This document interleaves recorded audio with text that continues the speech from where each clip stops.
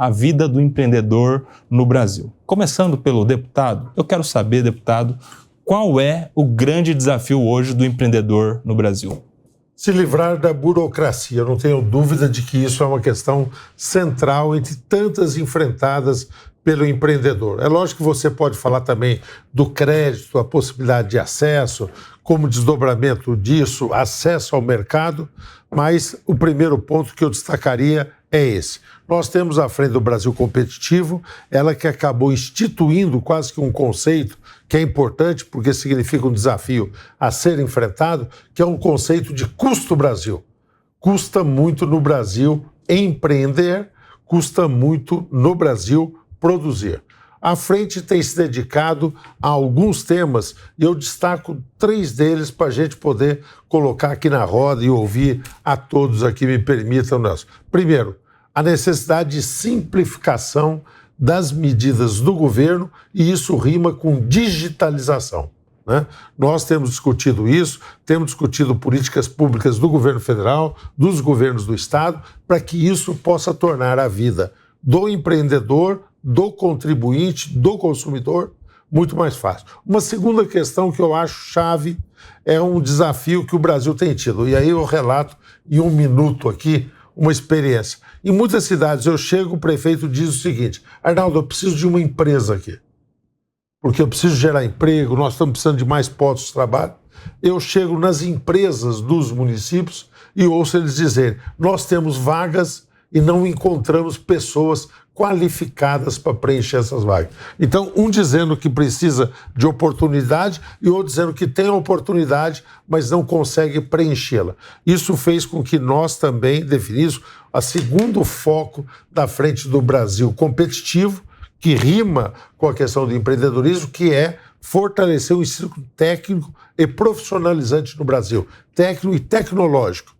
Uma das brigas que nós vamos ter logo na retomada do trabalho legislativo é para nós podermos fazer com que a reforma do ensino técnico entre em vigor. Nós tivemos muita dificuldade de colocar. E por último, e para encerrar, para não ficar aqui extensivo, a questão tributária, né?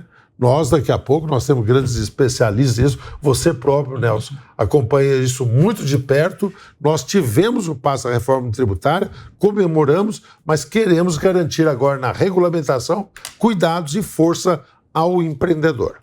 Bom, só que a gente já tem 3 grandes pontos para discutir, né? A questão da burocracia, no nosso sistema público principalmente, a questão da qualificação, da mão de obra principalmente, e a questão da reforma tributária. Por exemplo, nós tivemos uma parte, teremos outra logo adiante. Quero, doutor Elcio Ronda, já te trazer para a conversa, porque eu sei que você tem alguma participação no Sistema S, conhece de perto, e trazer já esse primeiro ponto de qualificação. Você acha que a mão de obra, o conhecimento, o ensino técnico, hoje no Brasil, é um desafio para melhorar a produtividade? Olha, o Nelson, é um prazer estar aqui com vocês, com pessoas tão qualificadas, revivendo os amigos, né? Com o deputado, meu secretário, né? E o fato da questão do tema é fundamental, né? Eu acho que essa questão do empreendedorismo com a qualificação técnica é fundamental. E eu vou te dar um exemplo. Nós fizemos, e você participou, né? Dentro do Sistema S, nós temos o Sebrae, né? Que é vocacionado para a questão empreendedora, né? E para o pequeno e médio empreendedor, né? E nós fizemos pela primeira vez na OAB, e que você participou junto, né? Nós fizemos um convênio do Sebrae com a OAB. Olha só, porque o advogado não tinha essa visão. Nós somos aí, eu sou advogado, você é advogado, e nós não tínhamos essa visão empreendedora, né? Que hoje você precisa ter, então, essa capacitação técnica. Daí a importância de que você tenha as instituições que trabalhem nesse sentido sobre a capacitação. E eu vou te dar um outro exemplo, que eu além dessas questões, eu presido uma ONG que você citou, a BCP. A BCP, ela trata de moradores de rua. Fazemos um trabalho, não só de alimentação, mas para retirada efetiva do morador de rua. Então, com isso, nós fazemos um trabalho grande e complexo de 2 anos. E o final desse trabalho, depois da desintoxicação, depois da ressocialização, é a autonomia. E como é que ganha essa autonomia?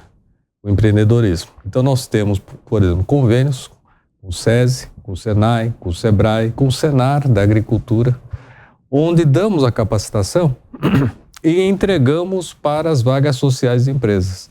Hoje, de cada 100 moradores de rua, conseguimos retirar 76. É um índice altíssimo, né? E desses 76, 100%, ou são empreendedores ou estão empregados. Porque aqueles que não conseguem um emprego, eles vão ser empreendedores. A gente faz a MEI, etc.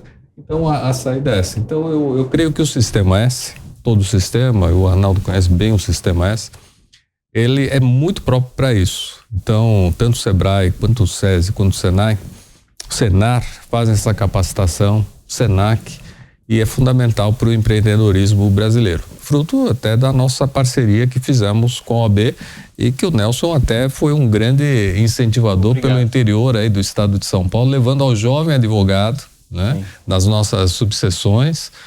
Foi um passo muito grande da Patrícia Vanzolin, nossa presidente, e na época o Tirso Meirelles, e hoje o Tirso Meirelles, nosso presidente da Federação da Agricultura do Estado de São Paulo, que te manda inclusive um grande abraço. Um abraço para ele também. O Tirso foi um grande parceiro aí nesse projeto da advocacia empreendedora pela Ordem dos Advogados aqui de São Paulo, em todo o estado de São Paulo. Ele que nos ajudou como presidente do SEBRAE à época e hoje, à frente do SENAR, que você também citou, Elcio, eu queria já trazer para a conversa o Felipe, porque também no interior de São Paulo eu vejo uma parceria muito grande do SENAR com os sindicatos rurais das cidades, das pequenas cidades, ensinando coisa básica, deputado, como, por exemplo, como se capacitar para operar um trator agrícola, que falta muita mão de obra nessa área técnica do agronegócio, por exemplo. Você acha que é um bom caminho para a gente começar a melhorar nosso empreendedorismo, em especial na agricultura? Felipe Serigatti, bem-vindo. Perfeito, muito obrigado, Nelson. Prazer estar aqui na companhia.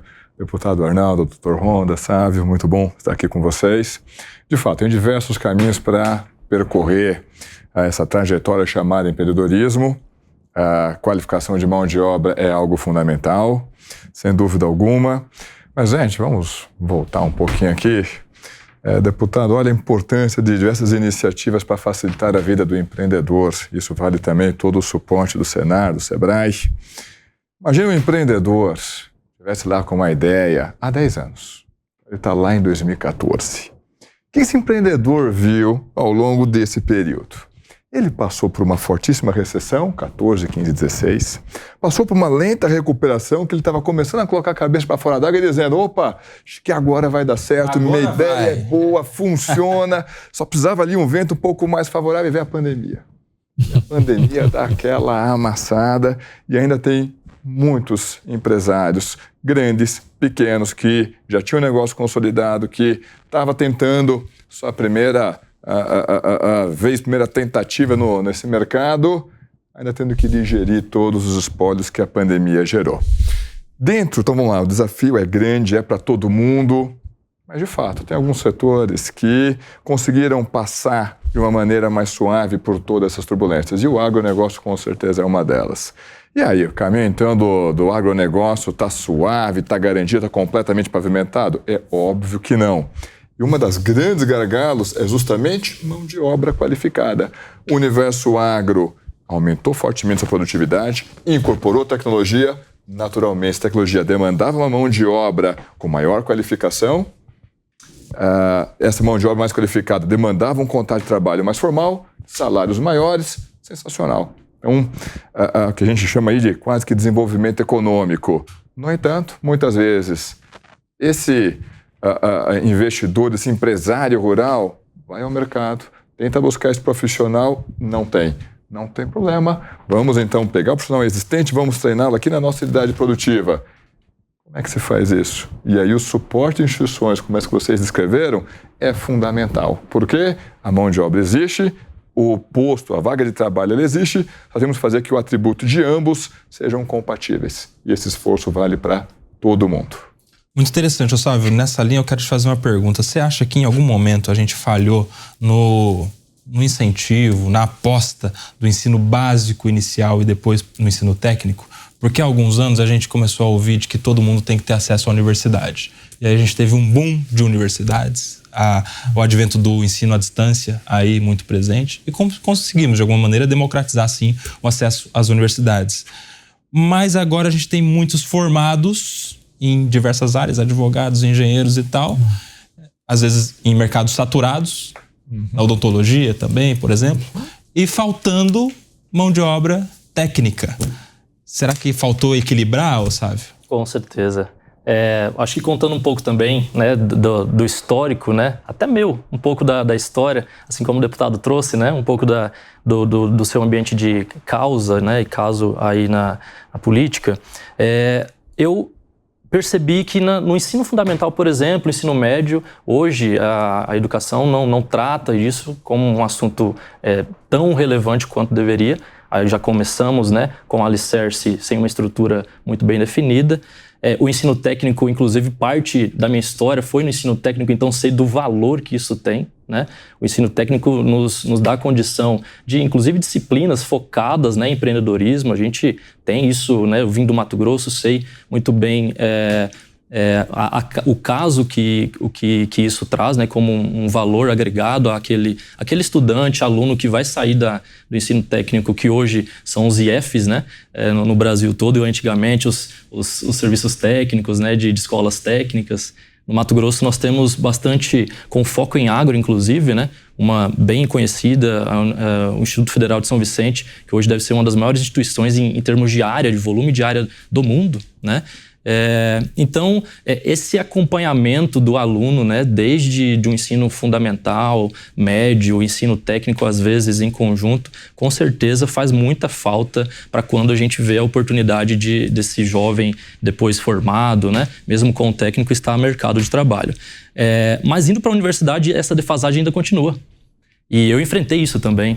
Isso é muito interessante. Hoje, por exemplo, movimentos como o do Empresa Júnior, né, que provavelmente deve ser um dos maiores, né? Temos a Brasil Júnior como a confederação que organiza as federações, né, estaduais, né? Nós tivemos também a oportunidade no Mato Grosso criar a Federação Mato Grossense, não com tanto tempo, e isso dói um pouco, né? Como que passou esse tempo todo e a gente chegando agora já, né, nesse tempo tecnológico, nesse tempo onde o Brasil dedica já esforços a estímulo do empreendedorismo, e nós, como Mato Grosso, por exemplo, estamos criando agora uma federação de empresas juniores, que tem o foco, naturalmente, de colocar à frente aquele aluno em graduação ao mercado, com clientes, né?